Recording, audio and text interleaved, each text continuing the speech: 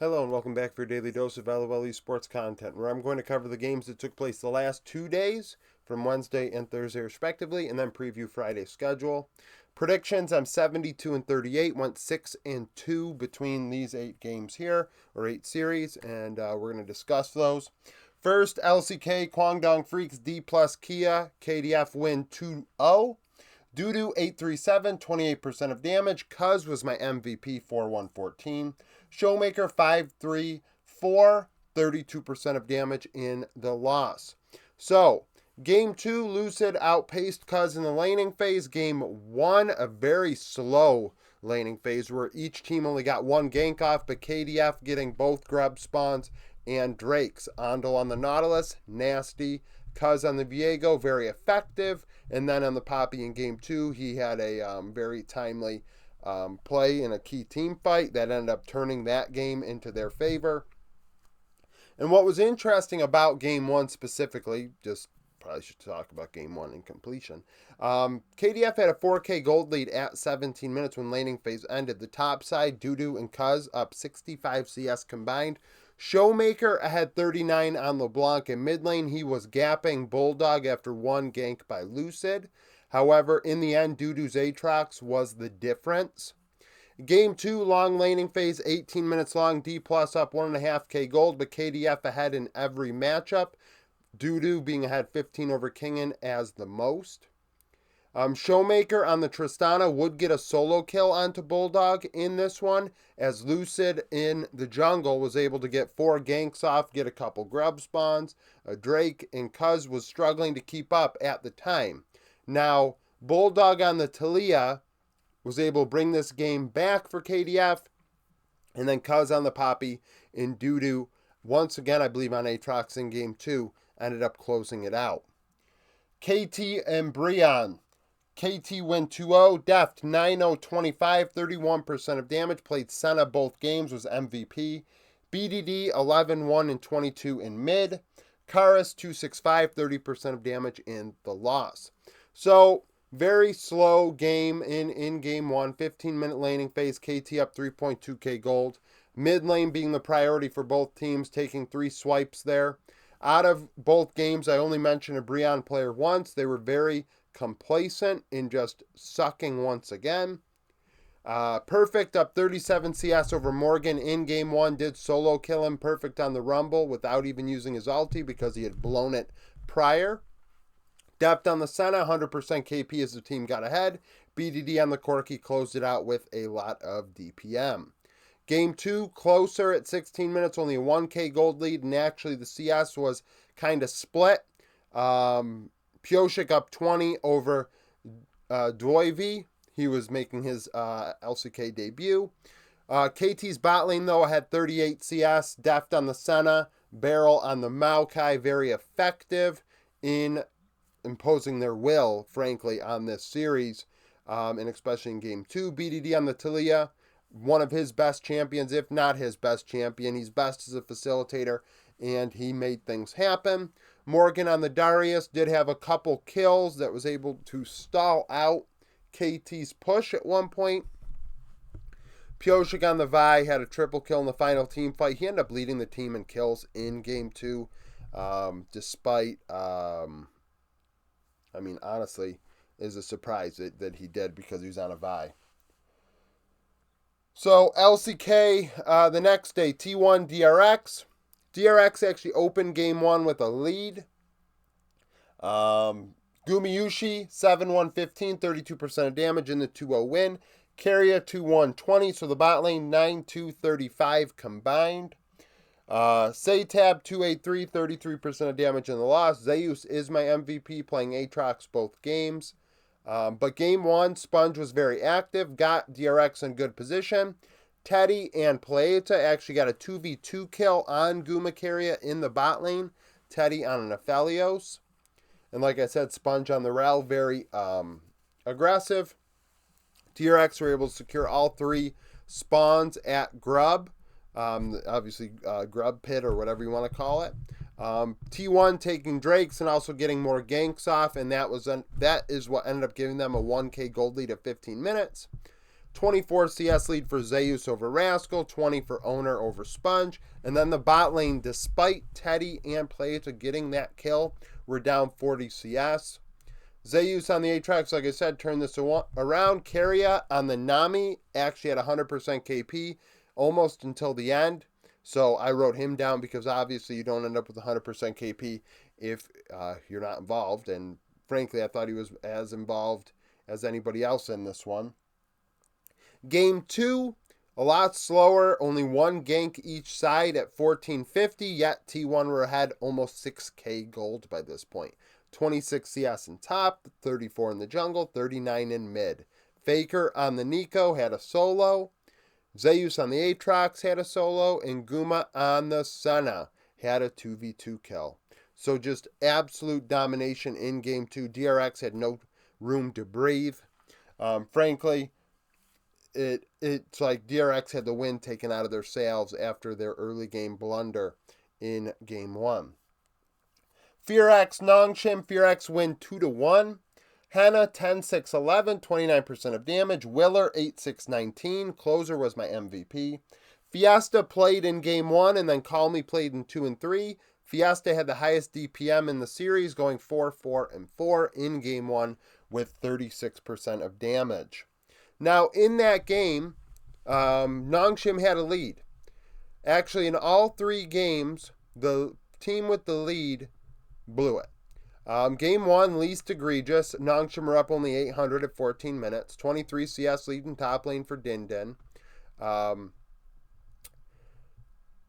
Let's see, what do we got here? Oh yeah, Closer ends up being MVP because in all 3 games he actually had impact, which was important. Clear, also very strong. I think you could have went either way. Jiwoo on the Xayah had a 2v2 kill, so Jiwoo Peter into Henna Execute. FearX actually only getting 1 playoff in Game 1 to the top side, setting up Clear on the Jax, and then Jax would solo kill Din Din later on. Closer on the Orianna, solo kill in this one. Game 2, FearX had a 1.5k gold lead at 17 minutes, yet a lot of their lead was in mid, 41 CS ahead, Closer over Call Me. But Nongshim, 22 CS lead in bot lane, 17 in top lane. Clearly, they wanted to emphasize the bot side of the rift, went to mid and bot twice each in terms of making plays. Willer on the Rumble jungle had a solo kill. What do we have here? Closer on Aurelia had a solo. Henna on the Xayah, a 2v2 kill. Clear on the K'Sante, solo kill. Very aggressive game out of FearX where they really just out hands diffed Nongshim. Sylvie on the Viego was able to stall things out and bring Nongshim back. And Din Din on the Gnar came in clutch in the late game team fights to win this one. And partially wanted to consider if Nongshim won, Din Din would have been MVP for this series. Because Game 2, that comeback was huge, especially after getting solo killed and in Game 1 struggling. Game 3, 3.3k gold lead at 15 minutes for Nongshim. 40 CS lead in top lane for Din Din. On the, what do I have here? Yone. He had a solo kill on the Yone. Sylvie on the Viego. Once again, coming through and getting the team ahead. 3 trips to mid lane as well for Nongshim. They were very active. However, it didn't put Closer in a big enough hole. His Azir in team fights was nasty. It was able to bring FearX back. And then Clear on the Aatrox, dealing damage in the late game team fights, closed it out. I think like I said, you could have argued Clear or Closer for MVP of this one. LPL, Rare Atom, IG. IG win 2-0. Cryin was my MVP on Azir in both games. On returns to the starting lineup and did well. 11-3-8, 34% of damage. Wink 1-0-24. So the bot lane, 12, 3, and 32 combined. Vikla, 6-4-8, 39% of damage in the loss. A lot of that impact coming in Game 2 as they tried to stave off IG and almost actually turned it and won it, but lost at the Nexus turrets. So, let's talk about that. So, Game 1, 18-minute laning phase. IG up 1.5k gold. Slow, not a lot of plays, only 3 ganks combined. Zhao Zhu up 18 CS in top lane, but on the Tristana alongside Wink were able to get a 2v2 kill, get ahead, and then Cryan on the Azir came through in team fights, and his shuffles were very good. Honestly, Cryan was one of the better players of all the teams on this board. I thought he was excellent and was a difference maker in what was a very slow 2-0 out of these two teams. Game 2 at 17 minutes, 2.5K gold lead. Topside, significantly ahead for Rare Atom. I think I have 27 CS combined here. But 27 CS lead for On and Wink in the bot lane. IG took all three grub spawns. Would have been a long laning phase if we had 3 Drakes. Crying on the Azir helps gets the team ahead. Nayu on the Rel, a very timely engage to defend and was able to give Rare Atom a chance. Then Rare Atom defended again where Vikla came through on the Corki, which almost turned the game completely. IG then were in death timers except Tianzin and I think Wink. And Rare Atom were able to get to the Nexus turrets, but Crying on the Azir respawned and was able to turn that team fight and won the game because the Rare Atom timers were so long. Ninja in Pajamas, JDG. JDG went 2-0. Ruler, MVP, 947, 36% of damage. Played Lucian both games. Another slow series, but he stepped forward in both, and that was the difference, to be honest with you. Flandre, 7-0-14, so his first series back, he goes killless. Second series, deathless. Bodic, 353, 35% of damage in the loss on a Caitlyn in both games. So game 1, close, 800. Actually, honestly, game 2 combined, the 2 games combined, a 1,000 gold lead for JDG. Very tight. NIP are a very good team. There's a reason why these 2 teams are close in my power rankings and many others. 28 CS lead for Ruler and missing over Fodic and Shu in game 1 at 15:30. Aki, not getting anything off in game 1 in terms of plays, was able to get a couple grub spawns, but did not get his teammates ahead. Yagao on the Talia had very good zoning with his Weaver walls, and also got a key, I believe he got Baron when they didn't even have Kanavi up, which was huge. Ruler on the Lucian, like I said, dealing the damage when the game came to it, when it came down to it at the end. Game 2, 18:30, laning phase ended, and the gold difference was 200 CS. Biggest difference was Fodic Zhu up 17. Ruler on the Lucian, getting a lot of kills and dealing a lot of damage in the early to mid game. Rookie on the Orianna. All Nip had in this series was Rookie. In game 1 on the Azir, he was the only breath they had. Shanji played Lilia, and that's fun. But at the same time, it just wasn't as effective as Rookie was. Rookie on the Ori in game 2, very effective in making the game drag out. But in the end, Flandre on the Kayasante was able to get some key kills in team fights as Ruler rained down damage, and they won game 2. Thunder Talk OMG, this was a jungle diff. Zhao Feng has really impressed me for being a player that didn't even have his LDL job. He lost it to Nio. And Zhao Feng was the MVP in this 2-0 win. Abel in his return as the starter, 925, 32% of damage, 80 carry. Cube, 108 in top. UCal, 243, 31% of damage in the loss. A slow series where Bechuan was gapped. I mean gapped, like as in, like I was a Bechuan supporter a couple years ago. Zhao Halgren needs to be in this lineup in their next series. Like this was embarrassing. Bechuan was read like a book. Zhao Feng was everywhere.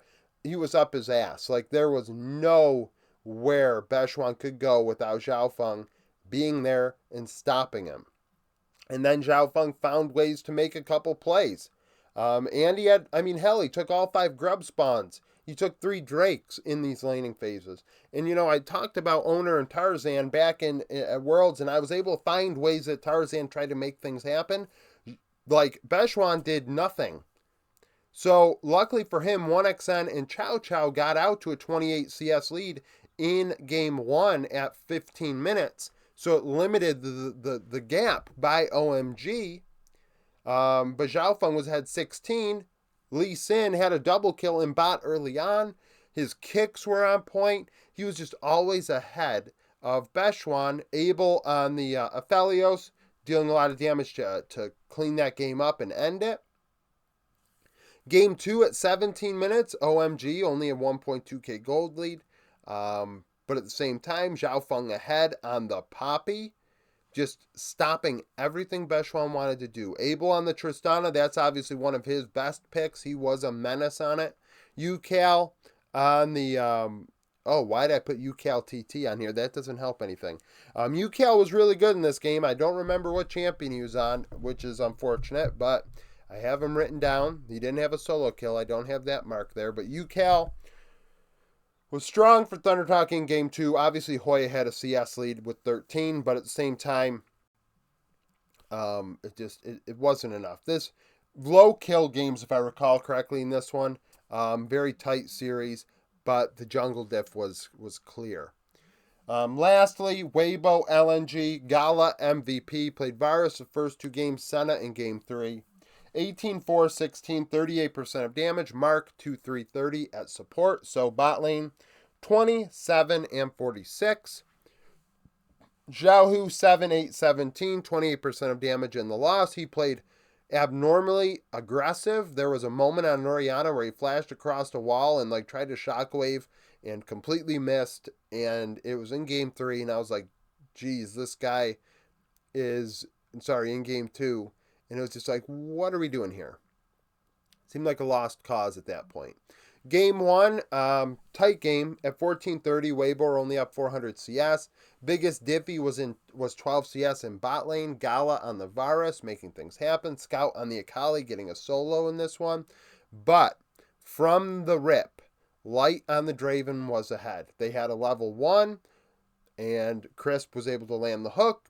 Light gets the kill on the Draven, and it was just the Draven show after that. And literally, it was all Weibo had, which was concerning because it was like, oh, LNG are actually putting up a fight in this one despite being down level 1 to the Draven, but the Draven just continues to lay down the damage in these team fights, and Akali wasn't able to actually get off the damage they needed. Crisp getting some good hooks onto Scout when he needed to. Game 2, Weibo had a 1.6k gold lead at 17 minutes, 13 CS lead for Zhao Hao over Weiwei, but Weiwei on the brand, 100% KP pretty much all the way to the end, was integral to their success. Gala on the Varus, raining down damage. This was a low kill, low action game in my opinion when it came to standout players that were actually not screwing up, if you will. Game 3, close again, only a 1.6k gold lead for LNG this time at 15-15. Zhao Hao had 34 CS over Weiwei in this matchup. Zhao Hao on the brand in that one. But it didn't make a difference because there's a 48 CS lead for Gala and Mark in bot lane. Had a 2v2 kill that Mark set up very well on the Tom Kench. Definitely his best play on LNG thus far. ZDZ on the K'Sante had 2 solo kills. Xiaohu on the Corki also had a solo kill. That was almost simultaneous with ZDZ's second solo. Scout on the Azir, though, what was the difference? Had damage, had the shuffles, and Gala obviously, like I said, he at 38% of damage, so it's really going to be hard to ignore that. But at the same time, Scout was able to zone, was able to shuffle, and did what he had to do, especially in a game where there wasn't a lot of action in the laning phase in Game 3, which allowed him to scale, which allowed LNG to scale, and they were able to take it. So, tight series in that one. Sneak peek for tomorrow, LCK, Gen G, KDF, Gen G 4-0, KDF 3-2. Both are coming off D+ wins. Last time they played, Gen G 1-2-0. Half the starters are the same. Chovy 3-2-16, 23% of damage. Bulldog 4-4-6, 35% of damage in the loss. After that, D+ and HLE. HLE 3-1 coming off of a loss to T1. D plus 2-3 coming off of a loss to the Freaks. Last time they played was in LCK Regionals. D plus 1 3-1. 4 of the 10 starters are the same.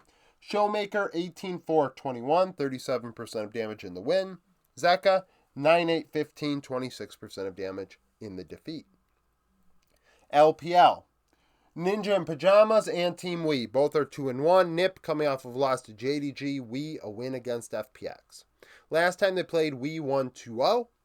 4 of the 10 starters are the same. Iwandi 1-1-21, 6% of damage. Zhu 0-6-5, 6% of damage and the loss. Ultra Prime FPX up 0-3 coming off of a loss to RNG. FPX 1-2 coming off of a loss to Team Wii. Last time they played, Ultra Prime 1-2-0. 3 of the 10 starters are the same. Doggo would win, going 10-9, 34% of damage. Lastly, in the LPL, Anyone's Legend 1-2, coming off of a loss to BLG, against LGD 2-1, coming off of a win against EDG. Last time they played, LGD 1-2-0. 3 of the 10 starters are the same, all are on LGD. Hai Chao would go 5-4-11, 27% of damage in the loss. In hindsight, I probably should have looked to see if all these starters are going to be the same. I'm assuming they are, but at the same time, I think Ultra Prime, it wouldn't shock me if they had made a change. LCS, Immortals, Cloud9, IMT 1-3, coming off of a loss against TL. C9, 3-1, coming off of loss to Shopify. Last time they played, C9 would win. It was not due to Berserker, who went 0-4-4, 9% of damage in the win. Yes, that was 9%. Tactical in the loss, 6-4-3, 32%. Team Liquid NRG, TL 2-2, coming off of the win against Immortals. NRG 3-1, coming off of a win against Fly. Last time they played, NRG 1-3-2 in LCS playoffs. 7 of the 10 starters are the same. Palafox FBI would go 40, 21, and 71 for 57% of damage. APA and Yeon, 27, 32, 45, and 51% of damage. Dignitas Shopify Rebellion. Dignitas are 1-3, coming off of a loss against 100 Thieves. Shopify 1-3, coming off of a win against Cloud9. None of these players have crossed paths at the LCS level, to my knowledge. I could be wrong, but I don't believe so. FlyQuest 100 Thieves. FlyQuest 3-1, coming off of Lost Energy. 100 Thieves 2-2, coming off of that win against Dignitas. Last time they played, 100 T would win. And Quid is the only player that remains on the same team. Buzio technically was in that game as well. Quid 109, 33% of damage in the win. And that's it for this video. Thank you for watching. If you liked the video, like it, subscribe to the channel for daily League of Legends content. Follow me on Twitter, join the Discord, become a YouTube supporter, and hope to see you again tomorrow.